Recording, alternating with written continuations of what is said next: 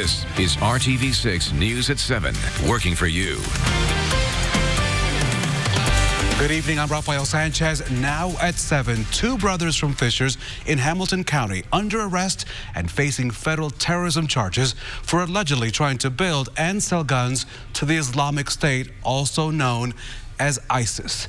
The Department of Justice says that these pictures show the weapons that were illegally purchased by 21-year-old Moyad Danan and 20-year-old Madid Danan, both brothers. Another image shows all the weapons the Justice Department says the men made by purchasing unmarked parts online. Investigators say the men thought they were selling the weapons to someone connected with the Islamic State, but it was really an undercover FBI agent. In Hamilton County, neighbors shared these pictures with RTV6. They say they were taken when authorities raided the home in Fishers where the brothers were living back in May. When we first saw it, we thought it was like a military drill or something like that. There was about 30 FBI agents that came up through this entrance here and drove right up into the yard and batter rammed the door down, and we really didn't know what to think at the time. Both men arrested in May. They had an initial court hearing today in Indianapolis at the federal courthouse in downtown Indy. The men are being held in custody without bond. We'll have much more on this developing story tonight on the news at 11. The city of Carmel, home to more than 126 roundabouts like the one you see behind me. But some drivers say a lack of visibility at several locations could be dangerous. They say tall plants obstruct the view and make turning into a roundabout difficult. This is especially concerning to drivers in smaller vehicles. I'm only 5'1" and I drive a subcompact car, so I literally cannot see over. I can't see over the tall grass, so I cannot at all see to my direct left. So we took her concerns and the concerns of others to the city of Carmel.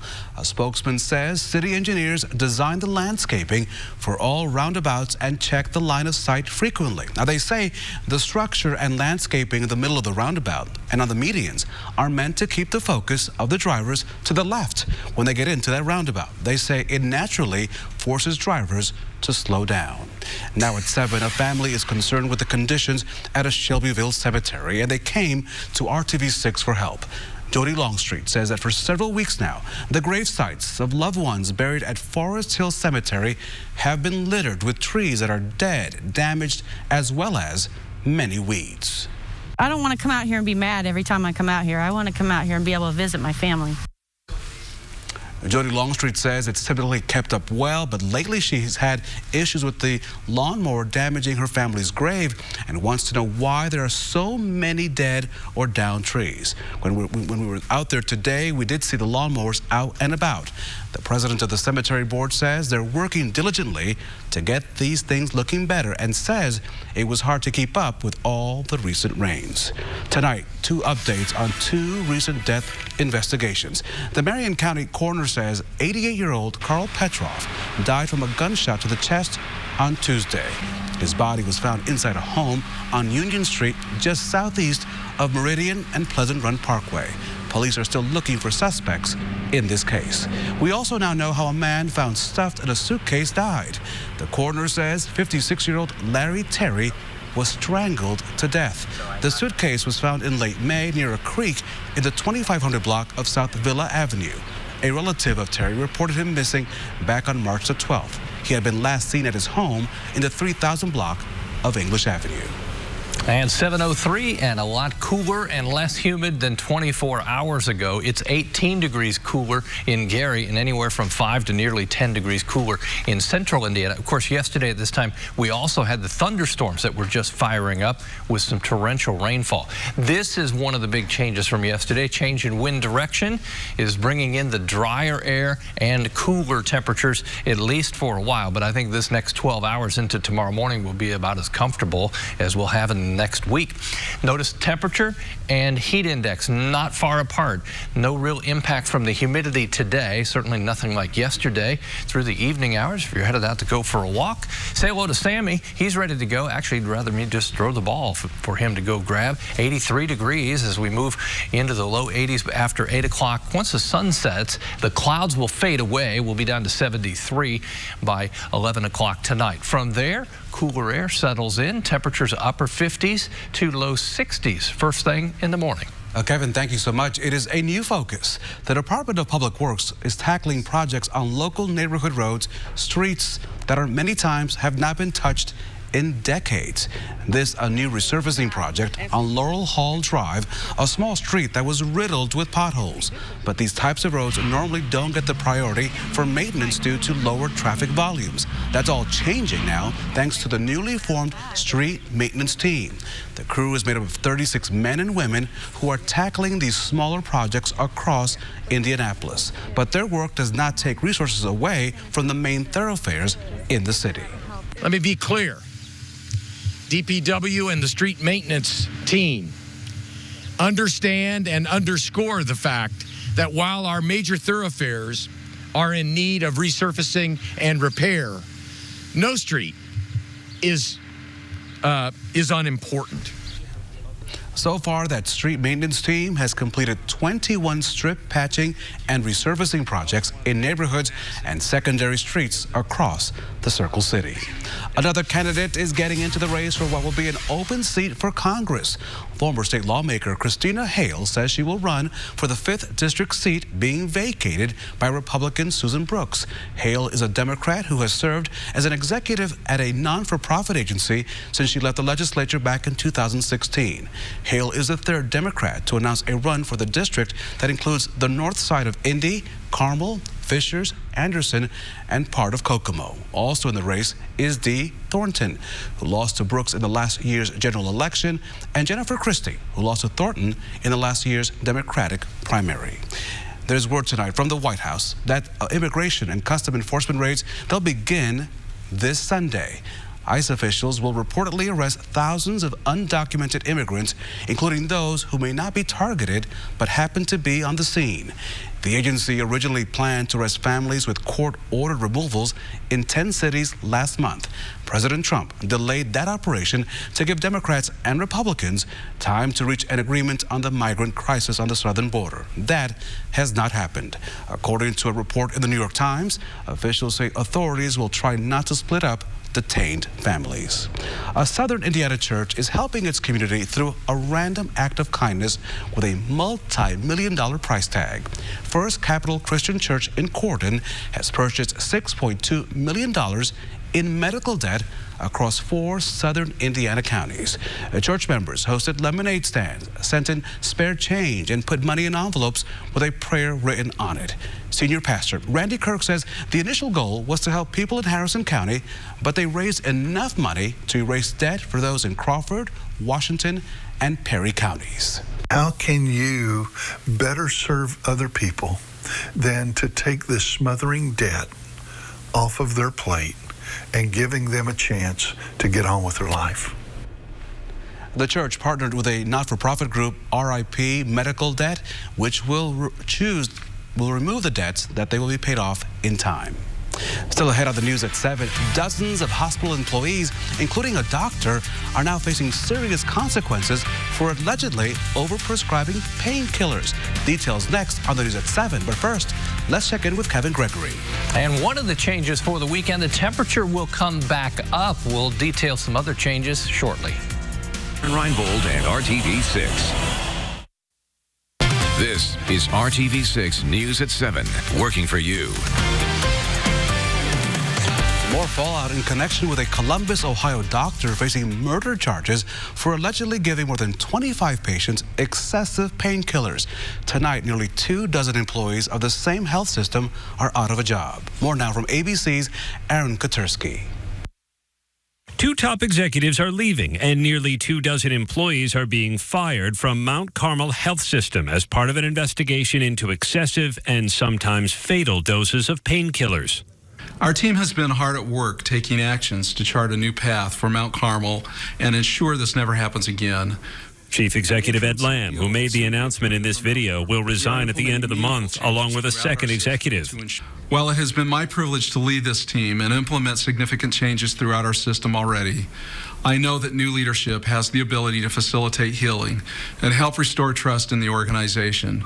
A Mount Carmel doctor, William Husel, has been charged with murder in connection with the deaths of 25 patients given high doses of painkillers. Husel has pleaded not guilty, arguing he was only trying to comfort the dying. Police said it was no excuse. This breach of a doctor's oath is vile. Amy Pfaff's mother was among those who died under Dr. Husel's care. If she were still alive today and she heard about this on the news, guaranteed she'd be sitting in her living room crying for all these families. Husel has been fired. Among those Mount Carmel fired today are several physician, nursing, and pharmacy management employees. And while other nurses and pharmacists who approved or administered the drugs faced no criminal charges, many were referred for professional review. Dr. Husel is currently out on bond awaiting his next court date. Mount Carmel says it's going to do everything it can to try and move beyond this tragedy. Aaron Katursky, ABC News, New York. Minutes matter in an emergency, and that's why services like the IU Health Lifeline are so vital. 15-year-old Trey Edens is a living testimony to that fact. He needed life-saving surgery when he was a baby, and he got it at Riley, but that wouldn't have been possible without Lifeline. Trey had fluids pressing up against his lungs, so with the help from Lifeline's helicopter, he was transported from Anderson to Indianapolis to get the care and surgery that he needed. Along with their helicopters, Lifeline has mobile intensive care units. They will also transport people to the appropriate hospital, even if it's outside of the IU Health system. In Trey's case, his father remembers seeing the helicopter coming to save his son's life. Crew is coming to pick him up to rush him to IU Health Riley, and yes, definitely if it wasn't for them, the outcome probably wouldn't be what it is today. I can always be able to thank them for allowing me to be here and today and overcome the problems that I did have. And this is pretty cool. Trey's gratitude has now come full circle. He is now an EMS certified responder and a cadet in training with his local fire department.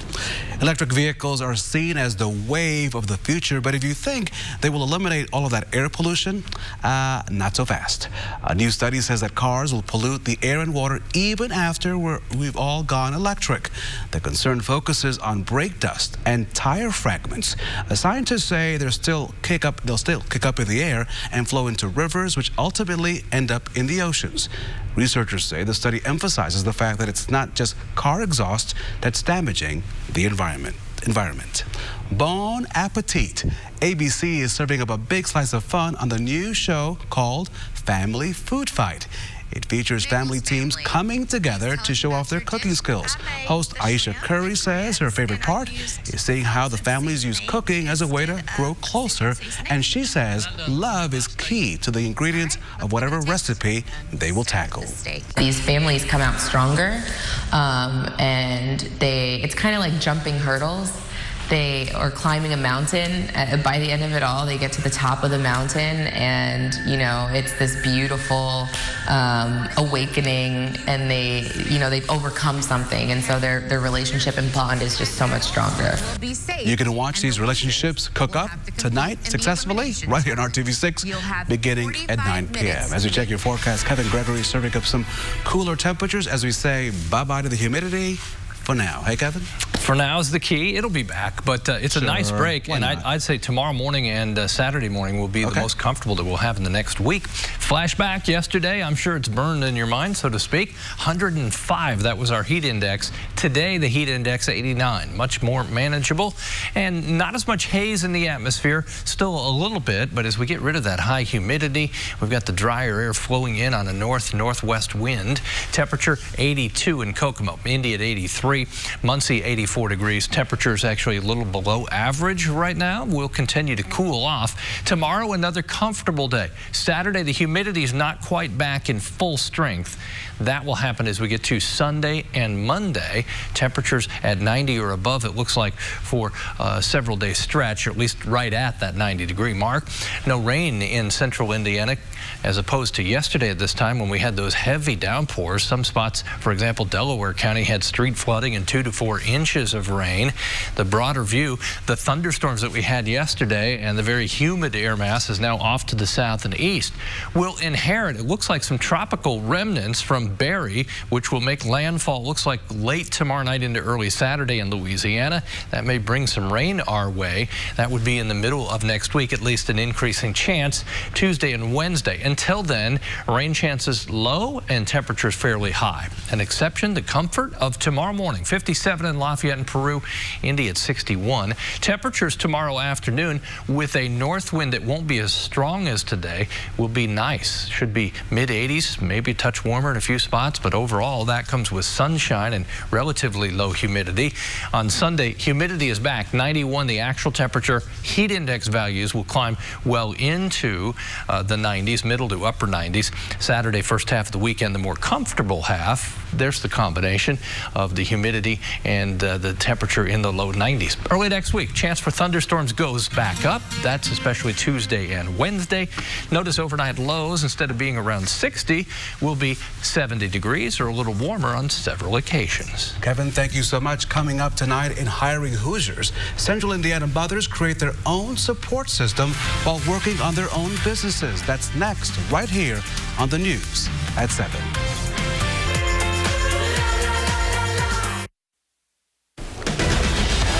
Through Hiring Hoosiers, RTV6 is committed to helping you find a job that's right for you or will take you to the next level. In preparation for next week's open casting call, this is Shark Tank Inspiration Week right here on RTV6. And we're taking you back to look at women who have become their own boss. For many Indianapolis mothers, it's about finding that right balance. RTV6's Amanda Starantino found several resources for so-called mompreneurs. Life is a balancing act for Kelly Sutter, a mother of 2 little ones and the owner of her own marketing business. I feel like people have kids and they feel like they need to make a choice. But she spent most of her career in the corporate world. It was just this past September that I decided I have the experience and the passion for marketing and wanted to go out and do something on my own, and that's when I started Wild Flamingo Marketing. Kelly says her day-to-day workflow is priceless compared to what working a corporate 9-to-5 cost her and her family. But she has a tool outside of her family helping her make it work. I have joined some networking groups that I've seen other moms do it, and I was inspired by moms being able to, somehow find that balance. Who's all ready for tax season? We just look into our community to see who is very good at something and would like to teach other mompreneurs about it. One group is the Indie Mompreneurs, started by Stephanie Fisher in 2017. This woman's clothing boutique owner wanted to create a networking group that mothers can attend even with kids in tow. Today we have a CPA coming to discuss taxes and the new tax laws. So every meetup has a different discussion, different thing to learn, and it's free for moms to do it. Another popular Indianapolis group is City Moms, with their own chapter of mompreneurs, led by Desta Nettamere, who owns her own interior design company. We just try to share our knowledge and resources and connect people to each other. It is Hoosier working women who are also mothers, simply supporting other Indianapolis women making these lifestyles work. You can be a businesswoman, you can be a friend, you can be out in society and not just being mom. And so I think it helps you be a better mom if you're being the best you that you can be. And for a lot of women, that means pursuing their purpose or their dreams and whatever that might be. In Indianapolis, Amanda Starantino, RTV6 News. Amanda, thank you so much. We have all the information on when these working mom groups meet up and info on how to join City Moms and Indie Mompreneurs on our website at hiringhoosiers.com. And come on, join us on next Tuesday as ABC's Shark Tank is coming to Indianapolis. That's right. Next Tuesday, you can pitch your idea to the producers at an open casting call at the Indianapolis Motor Speedway. Doors open at 6 a.m. next Tuesday. We have more information on the RTV6 app and the IndyChannel.com. We hope to see you next Tuesday. For now, the news at 7 continues on this Thursday. Cherokee, freedom to do it all.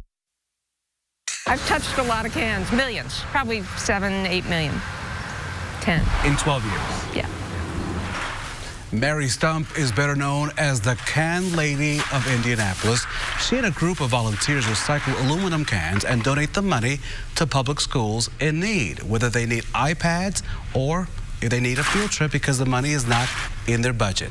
The Can Lady Project collects from 50 different groups, benefiting 9 schools in the Indianapolis area. For all of her efforts, as you can see, I had the honor to present Mary with a July 2019 Jefferson Award for multiplying good. And she had a great team of people out there, volunteers and friends, and I told her, Kevin, that she could not in any way recycle that metal. It's precious metal. It's precious. No doubt about that. Thunderstorms down to the south associated then with Barry coming onshore in Louisiana. For us, once that makes landfall, some of that may move our way. It may reach weak hurricane status. Right now, it's not forecast to do that. It'll be a tropical storm, but then maybe middle of the week, Tuesday or Wednesday of next week, our chances of rain go up. Until then, warm and dry. Kevin G., thank you so much. Thank you for making RTV6 your choice for news. We'll see you tonight on the news at 11.